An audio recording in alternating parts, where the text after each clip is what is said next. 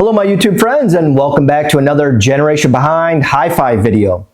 I'm going to be dedicating this video to all my budget-minded audiophiles out there who are looking for a good quality subwoofer with a small footprint that won't break the bank. Let me introduce you to the Sony SA-CS9 subwoofer. I know this subwoofer has been on the market for quite some time now, but it has always intrigued me because of the overwhelming positive reviews that it has. So I decided to buy one for myself and try it out. I bought this subwoofer on Amazon for less than $200 shipped to my door, and I've been really impressed by it. I was also impressed by the capacitors that they're using on the amplifier. This subwoofer has Nichicon capacitors. That's a name brand capacitor that's known for their reliability. Normally at this price point, you only find cheap Chinese capacitors that have spotty reliability at best. So today, I'm going to tear this subwoofer down. We're going to go over the TS parameters of the driver. We're going to look at the cabinet construction, and then we're going to take a look at the amplifier. So let's get started.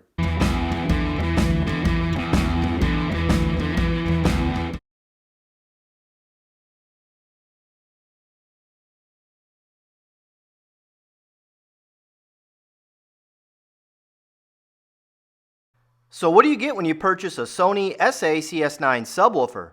Sony was nice enough to include an RCA cable so you can hook it up to your receiver or preamplifier. This is one less cable that you don't have to buy. You also get a pretty nice grill for the woofer and a well-written owner's manual. Sony also included some small rubber feet for the bottom of the subwoofer. You will definitely want to use these feet if you have tile, hardwood, or laminate floors. This subwoofer has a very small footprint and is definitely one of the better sounding compact subwoofers I have heard at this price point. As for connectivity, this subwoofer includes an RCA input and high-level inputs. The high-level inputs can be used if you have an older receiver or preamplifier that does not have a sub-out connection.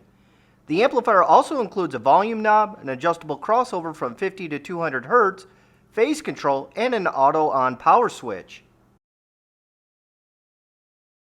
First thing I'm going to do is we're going to get this driver out of here. It's held in by 6 3mm Allen screws. Kind of curious to see what kind of tech they're using.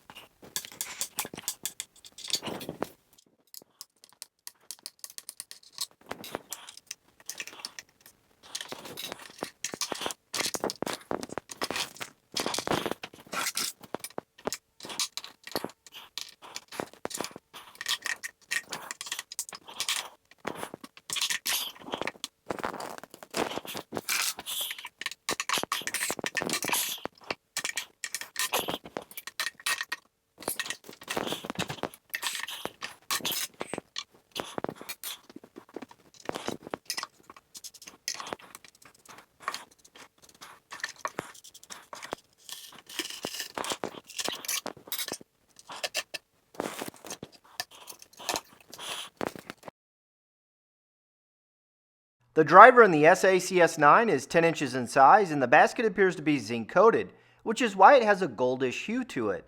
Zinc plating is a corrosion resistant coating that protects iron and steel products.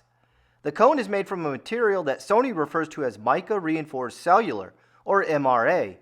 The cone is stiff and feels pretty cool to the touch, and kind of reminds me of a velvety material when I run my fingers over the cone. This round is made from rubber and should provide a long service life. The speaker terminals are made from non-ferrous materials, which is nice to see at this price point. As for technologies, Sony is venting the voice coil underneath the spider to keep the voice coil cool. Sony is also using a vented bobbin to vent the trapped air behind the dust cap during long strokes. The motor assembly is pretty basic and features a pretty small ferrite magnet. The magnet measured around 4 inches in width and is around 3/4 of an inch in height. I was surprised by the small motor assembly because for its size, this subwoofer has some pretty good output, which I'll demo for you later. The impedance curve for the 10-inch driver is pretty smooth. DC resistance measured around 5 ohms, and the resonant frequency, also known as FS, came in at 34 Hz. Sensitivity of the driver is 86.25 dB at 2.83 volts. Sensitivity tells us how much volume you'll get from a speaker with a given amount of power. The higher the sensitivity rating of a speaker, the louder it will play with a certain amount of wattage. Total Q came in at 0.966, which is high. I can tell by the small cabinet and high speaker Q value of the driver that this subwoofer will have a large peak before roll-off. I will go over this more when I test the port tuning of the cabinet. In Sony's defense, most budget subwoofers I tear down all utilize fairly high Q drivers in their designs. The amplifier for the subwoofer is on the outside of the rear cabinet wall and is covered by a large plastic cover. This plastic cover is held in by a number of Phillips head screws, and once you have them all removed, you can lift it up and over to see the guts of the amplifier board.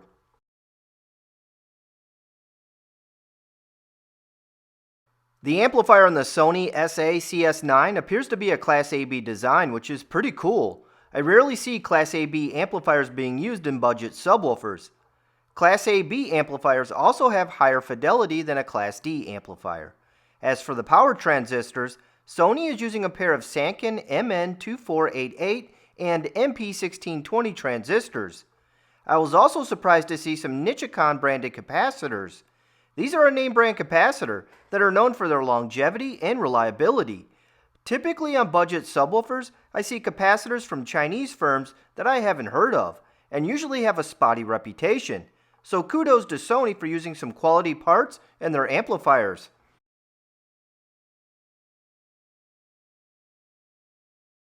The cabinet for the Sony SA-CS9 subwoofer is definitely one of the nicer ones I have seen in this low price category for subwoofers. The front baffle is made from MDF and is 7/8 of an inch thick. Typically I find front baffles around 3/4 of an inch thick in this price category. The rear cabinet wall was a bit harder for me to measure because there is a plastic port that is in the way, but I believe it's around 3/4 of an inch thick, and I would assume the side walls are too. Sony even lined all the side walls with quality damping material. The base reflex port is flared on both ends and measured around 9 5/8 of an inch in length and is about 2 3/4 of an inch in width. Overall, construction quality is above average for this price point, which is nice to see. The finish on the cabinet is pretty nice too. I like the black vinyl finish and think it looks great with the dark blue woofer. The fabric used on the grill is black in color and the frame is made from thick plastic, which seems durable.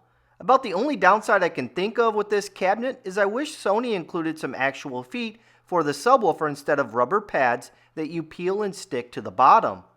Nice rubber feet or spikes would do a much better job of decoupling the subwoofer from the floor than the included thin rubber pads. Besides that, I think the finish on the cabinet is above average in quality and appearance. Port tuning for this subwoofer is around 35 Hz. I didn't see any cabinet resonances taking place during my sweep except for one at around 230 Hz, which is beyond the frequency range that this subwoofer can play, so it shouldn't be a problem. Remember earlier when I said I could tell this speaker probably has a fairly large peak in its response before rolling off? Here I'm going to talk about speaker Q or quality factor. This is a unitless number that expresses how a woofer resonates within an enclosure. Enclosed is a visual aid that gives you an idea of the different response curves depending on their Q factor. A QTC of 2.0 means the speaker resonates over a very narrow frequency band, as shown by the large peak before rolling off. A speaker with a lower QTC will have a flatter response and will resonate over a much wider frequency band. So how do these different bass alignments translate into sound?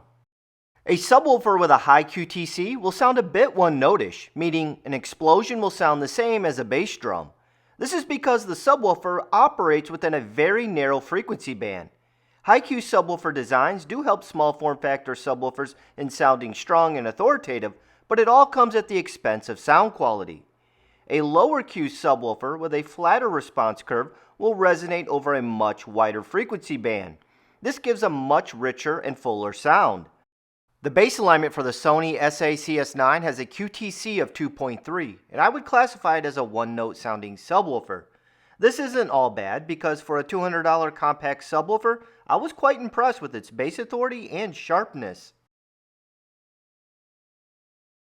One of the things I like to do is play the intro scene from my Doom DVD to test subwoofers with. This intro scene is very bass heavy and brutal on subwoofers. The only speaker that will be playing during this test will be the subwoofer, and I'll be using an SPL app on my phone to measure the loudness. I have already dialed in this subwoofer for this scene, so let's see what it can do.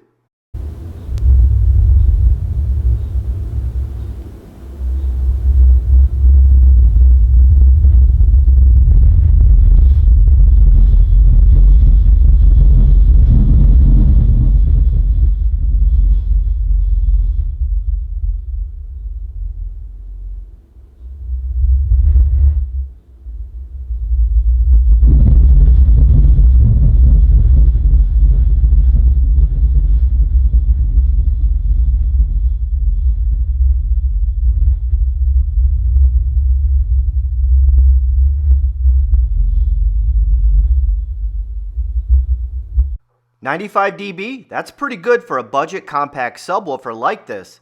My JBL 550p, which is quite a bit larger, did 97 dB on this test, which is only 2 dB louder than the Sony. Now let's see how this other compact subwoofer performs. This is the Aoyama 800X and has a retail price of around $200. The Aoyama subwoofer features an 8-inch driver, bass reflex cabinet design, and a 100-watt Class D amplifier. Let me know if you hear anything odd when I perform this test on the Aoyama subwoofer.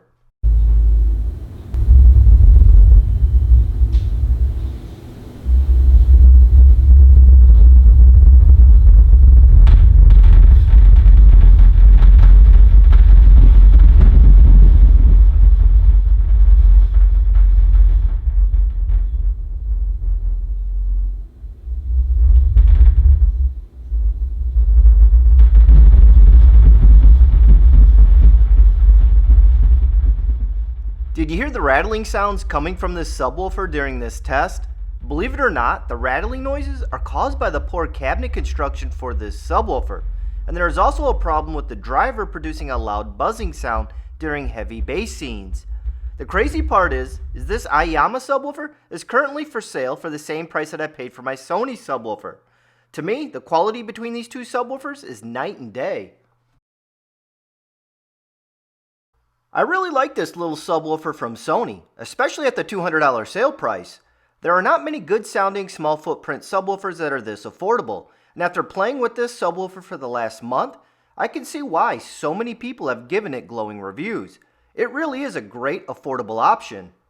Some of the things that really impressed me about this subwoofer is the rigid cabinet construction. It has a decent 10-inch driver and a pretty cool Class AB amplifier that also includes high-level inputs.